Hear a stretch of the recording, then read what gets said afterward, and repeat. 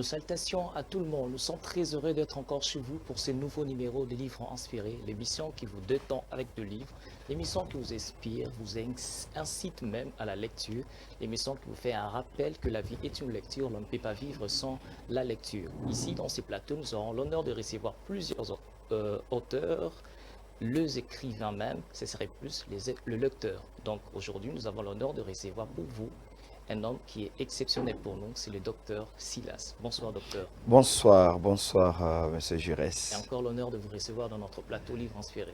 En tout cas, c'est un plaisir partagé et je suis également honoré d'être là. Ok. Docteur, il y a des gens qui vous connaissent, moi déjà je vous connais, mais d'autres personnes peut-être ne vous connaissent pas. Qui est vraiment le docteur Silas? Le docteur Silas est père de famille, Oui. marié à Madame Nathalie et père de 5 beaux enfants. Le docteur Silas est pasteur responsable de l'église Citerama, située ici même à Kinshasa, dans la commune de la Gombe, juste derrière l'ambassade de la France. Le docteur Silas est écrivain. Il est écrivain aujourd'hui. Il a plusieurs ouvrages qu'il a publiés à mettre sur le marché des livres. Le docteur Silas est promoteur d'une école de formation en théologie, management et leadership. Le docteur Silas est doctorant en management stratégique et opérationnel. Il est aussi détenteur d'un diplôme d'études approfondies en politique internationale. Le docteur Silas est un passionné de la lecture. Le docteur Silas est un homme curieux. Et le docteur Silas est un homme qui aime vivre. Vivre avec Christ, vivre pour Christ. Mais aussi, le docteur Silas est chef d'entreprise. Voilà ce que je peux dire en quelques mots sur ce que le docteur Silas est. Ok. Donc on va prendre ces citations qui viennent aussi de vous-même, docteur Silas. Vous avez écrit, vous avez dit, l'émancipation d'un peuple vient par l'information. L'information vient de la curiosité est satisfaite par les goûts à la lecture. Oui. Qu'avez-vous vraiment voulu dire dans cette citation? Je voulais simplement dire qu'un peuple est appelé à s'émanciper par rapport aux forces extérieures, mais aussi aux forces intérieures. Et cette émancipation, en réalité, n'est que la conséquence de ce que le peuple finit par apprendre ou finit par connaître. C'est l'information. Voilà pourquoi celui qui veut garder longtemps un peuple dans l'esclavage lui prive de l'information, parce qu'il sait l'information apporte l'illumination et l'illumination apporte la libération. Donc un peuple doit être curieux pour savoir comment est-ce que ça se passe chez les autres. Un peuple doit être curieux pour se poser la question pourquoi pas, pourquoi toujours et pourquoi pas. Et en se posant de telles questions, ce peuple qui nourrit le goût et la passion de la lecture finit par découvrir des choses qui existent chez les autres mais qui n'existaient pas encore chez soi. Ainsi, dans l'implémentation de ces choses-là, ce peuple finit par se libérer des forces occultes, se libérer des forces mentales, se libérer de toutes sortes de forces qui l'ont maintenu pendant longtemps dans l'esclavage. Voilà pourquoi, là où sévit l'esclavage, la lecture est rare. L'information devient une denrée rare. Là où l'information est abondante, il est difficile de maintenir ce peuple dans l'esclavage. On reviendra là, docteur. Ça, c'est vraiment ça, c'est le nœud de notre thème aujourd'hui. Mais avant d'aller plus loin, vous avez parlé dans votre présentation que vous êtes pasteur, Oui. écrivain, mais outre cela, vous êtes aussi un grand lecteur.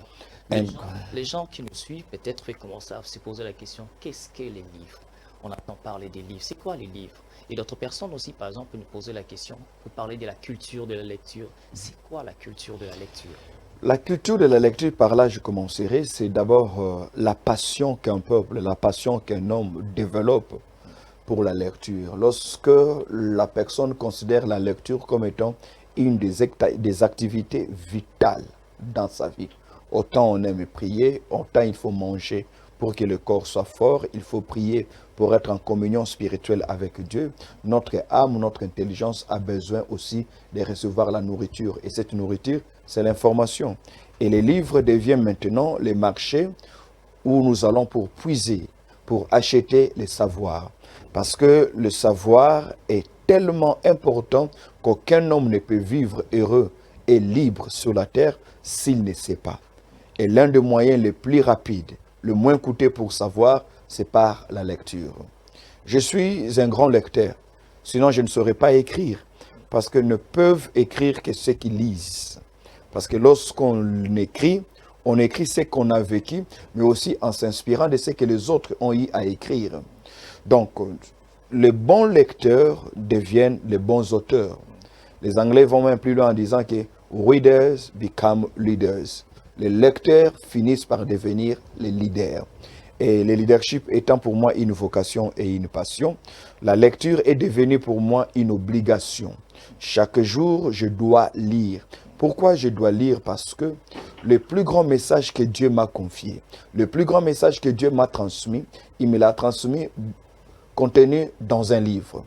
Donc, je comprends par là que la lecture est pour moi, quand je lis, je obéis aussi à une des activités auxquelles Dieu m'impose.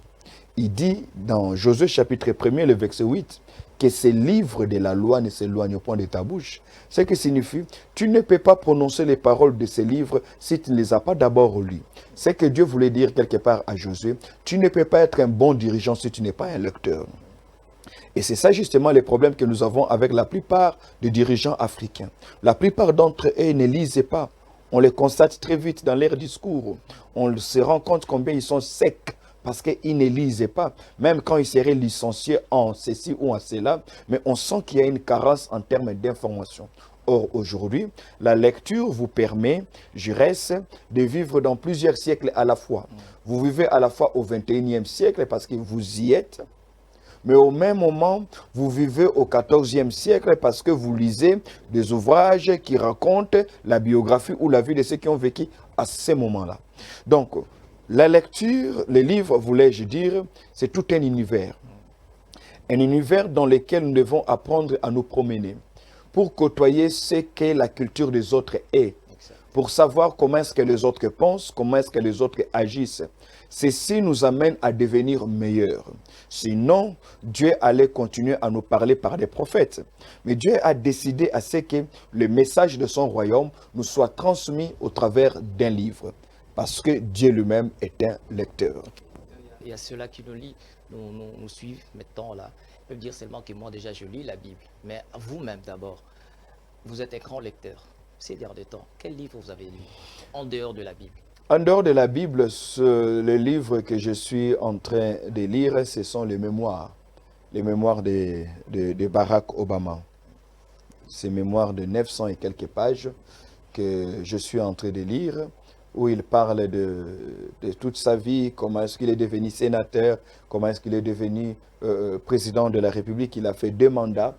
Au fait, ceux qui disent qu'ils ne lisent que la Bible ne nous a jamais interdit de lire un autre livre à part elle. L'avantage, c'est que la Bible devient le thermomètre par lequel, ou encore l'instrument de mesure par lequel vous jugez les autres écrits ou les autres ouvrages. Mais je pense qu'un chrétien, un enfant de Dieu qui aujourd'hui, en plein 21e siècle, ne lit que la Bible, il aura des problèmes dans la société. Ok. On va entrer maintenant dans le vif sujet. Le thème de cette mission, de ces numéros, c'était « Une nation qui lit est une nation qui gagne ». Cette pensée, docteur, nous vient de Nelson Mandela. Très bien. Et même, on les retrouve aussi, ses racines déjà dans Daniel 9, le verset 2, dont il nous a déjà relaté que la nation juive a été délivrée, sauvée même par la lecture de Daniel lorsqu'il était encore à Babylone. Oui. Oui. Maintenant, la question est celle-ci. Peut-on dire aujourd'hui que la lecture s'impose comme étant la clé des développements de la délivrance d'une nation, ou peut-on encore parler que les niveaux de la lecture d'un peuple déterminent les niveaux de développement d'un pays? Oui, les niveaux de la lecture, ça c'est vrai, mais aussi, il faut savoir que la lecture devient un moyen qui vous conduit à la connaissance. Au fait, par la lecture, on parvient à une qualité de connaissance. Ce sont ces connaissances-là qui vous libèrent en tant que nation, en tant que peuple. Voyez-vous? Et un peuple qui ne lit pas, c'est un peuple qui ne se cultive pas. Un peuple qui ne lit pas, c'est un peuple qui a divorcé d'avec ses ambitions de développement.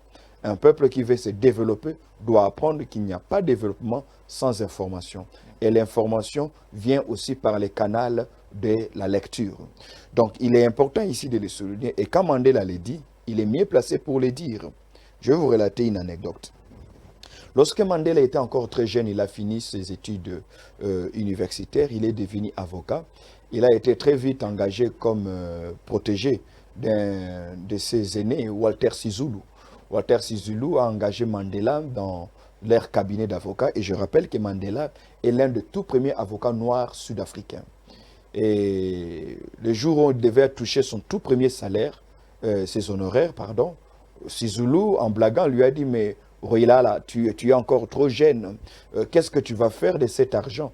Tu n'as pas de femme, tu vis seul. Mandela a dit, oui, avec cet argent, j'achèterai beaucoup de bougies. Il dit, pourquoi beaucoup de bougies? Il dit, comme ça, je lirai la nuit. Donc, pour dire que plusieurs moments, il a voulu lire, mais à cause du manque de lumière, il ne savait pas lire parce qu'il vivait dans une pièce non électrifiée. Donc, son argent, il dit, je vais les lire. Je vais acheter les livres et je vais lire. Et en lisant, il est devenu ce grand homme qu'il a été. Voyez-vous?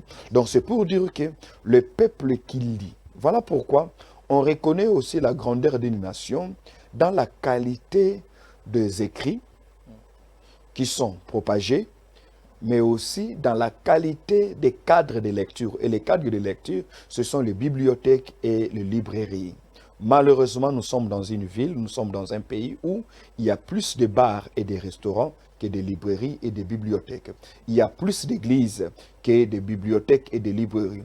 Pourquoi? Parce que nous ne sommes pas encore arrivés au point de comprendre que la lecture est un instrument. Les livres sont des instruments puissants, des armes puissantes, voulais-je même dire. Les livres sont des armes puissantes entre les mains de la jeunesse d'une nation. Lorsque les jeunes gens ne lisent pas, il est tout à fait normal que cette jeunesse succombe dans des drogues qu'on appelle bombées. Lorsque les jeunes gens ne lisent pas, il est tout à fait normal qu'ils recourent à la machette. Lorsque les jeunes gens ne lisent pas, il est tout à fait normal qu'ils recourent à la prière comme étant une formule magique qui, selon eux, va résoudre tous les problèmes de la vie, alors que Dieu n'a jamais réfléchi de cette manière-là. Donc, il est important pour nous, autant que les bars et les restaurants, les églises se multiplient, que dans chaque quartier, qu'il y ait des bibliothèques, qu'il y ait des librairies. C'est là où se dessine les grandes destinées. Lorsque Barack Obama était en train de battre campagne pour être sénateur, il est arrivé dans un coin de Chicago. Il s'est rendu compte que dans tout ce coin, il n'y avait pas une bibliothèque. Il dit, il n'est pas normal qu'il y ait autant de jeunes, qu'il n'y ait que des terrains de basket et de foot, mais qu'il n'y ait pas une bibliothèque. Parce que les terrains de basket et de foot permettent les jeunes d'être forts dans leur physique, mais mentalement, parce que l'homme est d'abord ce qu'il est mentalement. Yes. D'où il a dit, il faut vite travailler pour construire une bibliothèque ici. Pourquoi? Il ajoute, parce que c'est de là que naissent les grandes destinées. Ok. Docteur, je prends le pensée que j'ai essayé un peu de réunir. Ok. Ces pensées, ces auteurs aussi disent ceci. Ils ont émis de pensées. D'autres disent, un peuple qui lit est un peuple qui n'aura pas faim. Oui. Et qui ne sera pas esclave. Un peuple qui ne lit pas est un peuple qui s'abrutit et s'enfonce dans l'abîme. Effectivement. Un peuple qui parle beaucoup, mais qui ne lit pas, se fatigue très facilement. Un peuple qui ne lit pas s'appauvrit. Un peuple qui ne lit pas est un peuple aveugle et condamné à mourir. Voici, c'est maintenant ma question. À la lumière de tous ces pensées, est-ce que la lecture et la culture des livres sont les facteurs de liberté? Peut-être on peut dire que la lecture est synonyme à la liberté d'un peuple. Oui. Un peuple qui lit finit par se découvrir. Un peuple qui lit finit par découvrir ce que le monde est. Un peuple qui lit finit par connaître, découvrir son identité. Et lorsqu'on connaît son identité, on devient difficilement manipulable. Mais lorsque vous ne lisez pas, vous croyez à ce que les autres disent parce que vous-même, vous n'avez pas accès à l'information. Et dans toutes les entreprises de domination ou de colonisation, la stratégie commune était celle-ci. Empêcher les esclaves, empêcher les colonisés, empêcher les dominés d'avoir accès à la lecture. S'ils doivent lire, que ce soit des choses qui abrutissent. Parce que là aussi, il faut souligner, toute lecture n'émancipe pas.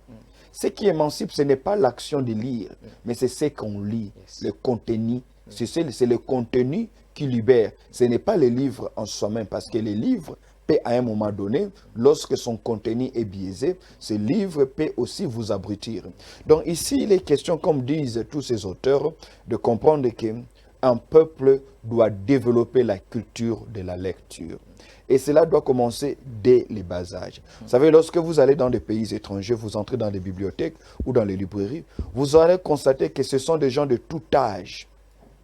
Ce sont des enfants, ce sont des adolescents, ce sont des jeunes gens et même des hommes et des femmes du troisième âge qui viennent pour lire. Les grandes nations sont grandes parce que les gens lisent.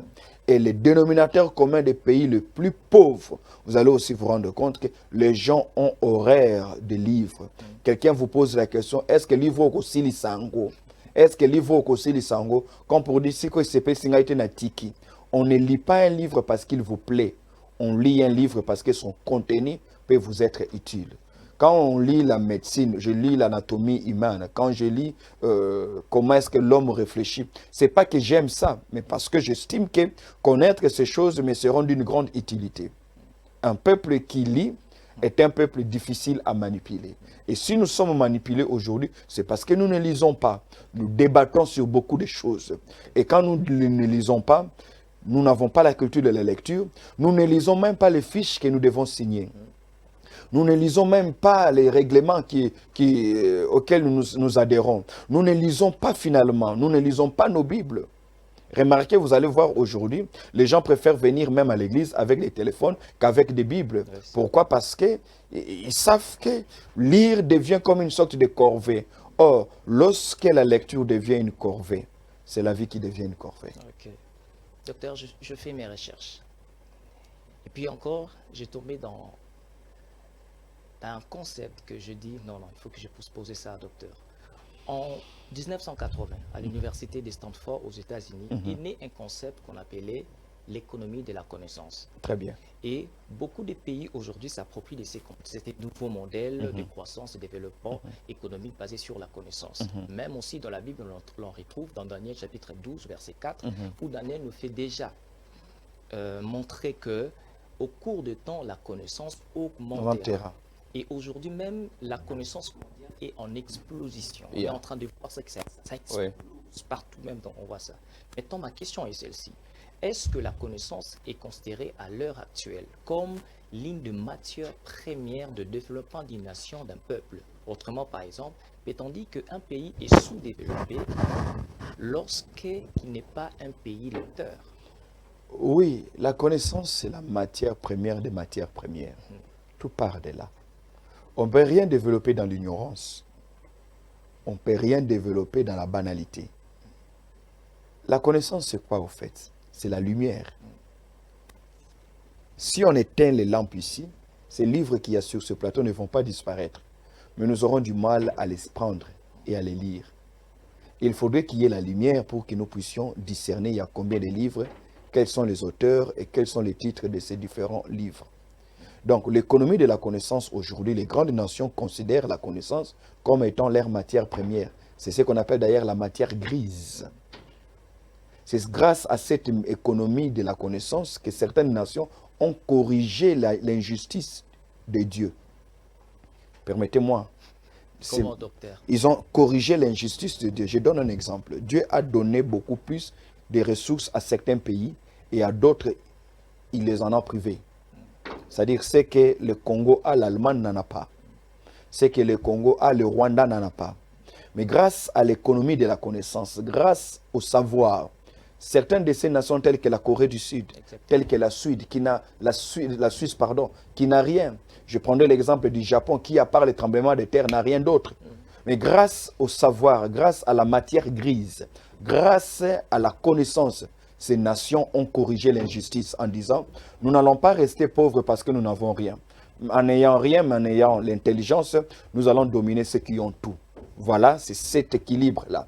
Donc, les nations qui ont plus de ressources en Afrique deviennent dépendantes des nations qui n'ont pas de ressources. Pourquoi? Parce que quand nous nous focalisons sur les ressources naturelles que nous avons, et ils recourent à la ressource cognitive, les savoirs ou l'intelligence.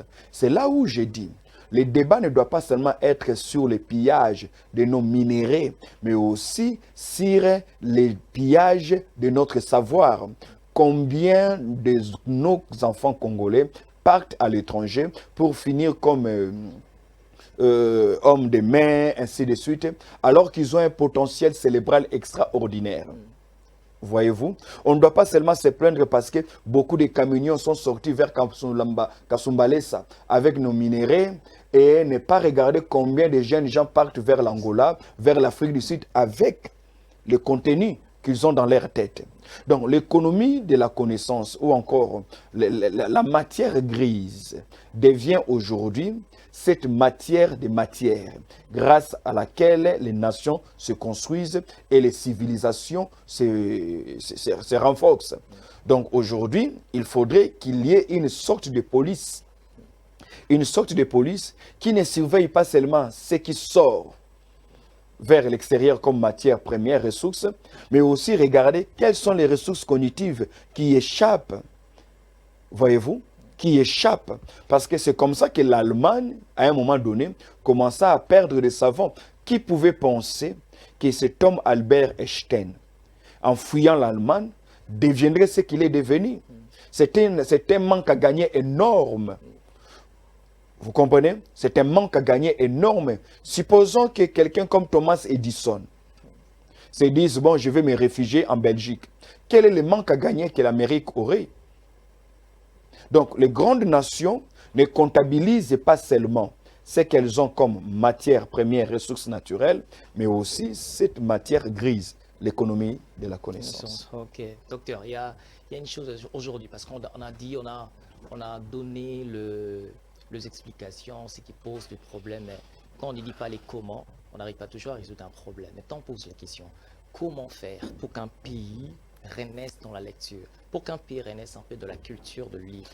Il faut inculquer dès le bas âge cette habitude. Il faudrait que cette habitude soit renforcée jusqu'à devenir une culture.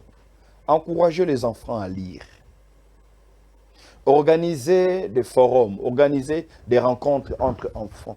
Demandez-leur de lire et celui qui fait bien son résumé, il a un cadeau. Vous savez, il y a un dicton qui dit que si tu veux cacher quelque chose au noir, mets-le dans un livre. C'est insultant. C'est insultant. Mais malheureusement, c'est aussi la réalité. Nous ne lisons pas. L'étudiant ne va à la bibliothèque que pour faire son mémoire ou son TFC. Et une fois qu'il sort de l'université, 10 ans après, vous regardez quelqu'un qui a fait 5 ans à l'université, 10 ans après, dans sa bibliothèque, il n'a que 4 livres. Docteur, avec ce que vous êtes en train de dire, à l'époque de nos parents, l'université, c'était un peu mieux qu'aujourd'hui. Nos parents avaient quelque chose à la maison, leur salaire, c'était mieux, les gouvernements, c'était un peu trop mieux qu'aujourd'hui. Même aussi à l'université, les étudiants avaient des bourses et des conditions même de repas, les rations, tout était occupé. Mais aujourd'hui, par exemple, les étudiants eux-mêmes se battent pour chercher de l'argent de syllabus. Quand aujourd'hui vous parlez il faut chercher le gouvernement, la responsabilité est au gouvernement ou seulement aux étudiants eux-mêmes qui n'arrivent pas peut-être aujourd'hui de lire? Je crois que la responsabilité incombe d'abord au gouvernant. Parce que c'est au gouvernant qui... Un gouvernement sérieux devrait nourrir l'ambition d'être une grande nation.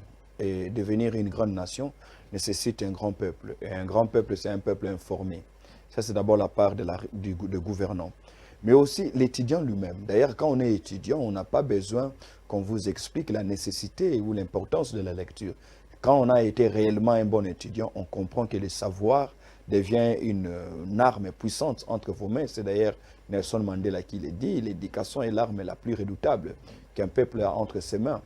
Les livres coûtent cher, certes, mais les livres ne coûtent pas plus cher que les téléphones. Je crois que quand l'on regarde ce que l'étudiant dépense dans la boisson, dans des mégas, dans des jeux, ainsi de suite, chaque mois, un étudiant normal, moyen, pourrait se procurer au moins d'un livre. Et à la fin de l'année, il pourrait avoir 12 livres. 10 ans après, il en aurait 120 livres. Donc, quand vous avez déjà 10 ans après parcouru 120 livres, laissez-moi vous dire, votre manière de penser, de réfléchir et même votre discours devient plus cohérent et cohérent à telle enseigne qui se distingue du discours des hommes moyens. C'est une aventure, c'est une sorte d'aventure, c'est une aventure personnelle, voulais-je dire, la lecture. Vous n'avez pas besoin que le gouvernement soit derrière vous. Il n'y a aucun gouvernement au monde qui passe dans des maisons distribuer les livres. Ce que le gouvernement a tout fait, le travail consiste à asseoir une culture de la lecture, à encourager. Et comment encourager la culture de la lecture? C'est aussi en mettant à la disposition des auteurs la possibilité d'écrire plus, d'éditer et de vendre. De manière à ce que les livres soient des ressources accessibles aux citoyens le moins nantis, que lui aussi ait droit à l'information et ait droit à la lecture. Lorsqu'on aura autant de livres qu'autant de bières que nous avons dans la ville, laissez-moi vous dire que la manière de penser du Congo, du Quinois, sera totalement différente. Ok. Nous sommes en train de citer, docteur. Vous avez écrit un livre sur le 7 figures de femmes.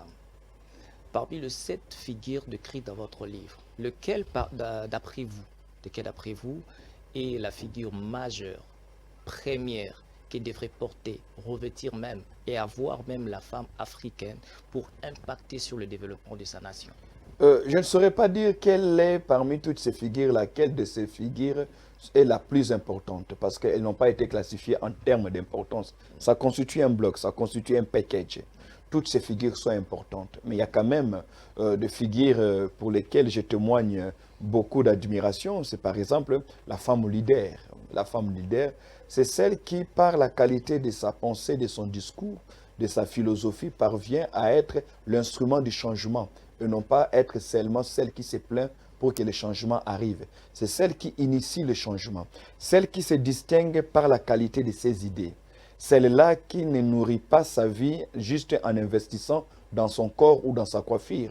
Parce qu'elle a finalement compris l'important n'est pas le type de cabelle qu'on a sur sa tête, mais plutôt le contenu de la tête. Parce qu'une femme ne sauve pas une nation parce qu'elle est belle. Elle sauve une nation parce qu'elle est belle dans sa tête et non pas belle dans son corps seulement. Les 7 figures des femmes sont ces différentes dimensions ou figures que chaque femme africaine et congolaise en particulier devait adopter pour être la femme d'affaires. Parce que finalement, parmi les 7 figures, il y a aussi cette figure de la femme d'affaires, celle qui comprend que être femme ne signifie pas être dépendant de l'homme, même pour les bigoudis. Ne signifie pas être dépendant de l'homme, même pour les plus petits besoins. Leur femme doit aussi prendre en charge, être en mesure de se prendre en charge en mettant en exergue les ressources qu'elle a, les talents qu'elle a, les savoirs qu'elle a. Parce qu'une femme ne va pas à l'université pour finalement être prise en charge totalement par un homme. Une femme qui a une tête qui fonctionne a des mains qui produisent. Yes. Vous êtes tellement énorme en train de nous suivre. Nous sommes en train de cheater. Mais j'aimerais, avant que nous puissions conclure, donner le mot de la fin à notre invité. Parce que ce que vous êtes en train de suivre est tellement important que je ne peux pas vous laisser partir. Mais tellement la soif monte dans votre cœur, les nouveaux numéros arrivent. Préparez-vous parce que livre inspiré, il ne faut jamais manquer de le rater. Docteur Silas, nous sommes en train d'arriver à la fin. Quel est votre mot de la fin? Le mot de la fin pour aujourd'hui, je dirais, je vais inviter tous ceux qui nous suivent à lire, à nourrir cette discipline. Priez, lisez. Lisez la Bible, lisez aussi d'autres ouvrages, sauf celles qui vous détruisent, celles qui vous rendent méchants. Mais lisez sur la science économique, lisez sur la culture, lisez sur l'histoire, lisez sur la théologie, lisez les livres du docteur Silas, livrez ce qu'a écrit M. Giresse. Lisez, lisez, lisez, lisez, et personne ne pourra vous lier. Lisez, lisez, lisez, personne ne pourra vous lier. Merci beaucoup, docteur. Nous sommes arrivés à la fin. Moi, je vous donne rendez-vous chaque jeudi à partir de 20 h comme aujourd'hui et aussi chaque samedi pour la rediffusion. Mais vous pouvez nous trouver aussi dans les réseaux sociaux, sur notre chaîne YouTube et aussi sur Facebook, Livre Inspiré. Mais je vous rappelle ceci, si l'hôpital soigne les corps, la bibliothèque soigne votre esprit. Ne manquez pas de lire. Lisez encore. À très bientôt pour Livres Inspirés. Merci beaucoup. Si on peut parler de livres, si on peut parler de la lecture, si on peut parler des pouvoirs de la lecture qui peut développer une nation, un peuple même. Et je vous donne rendez-vous chaque jeudi à partir de 20h juste et chaque samedi à partir de 16h30 pour la rediffusion dans le cadre de cette émission Livres Inspirés. Retenez ceci, ce qui compte le plus, c'est ce qu'on apprend après avoir tout appris. À très bientôt pour cette émission Livres Inspirés.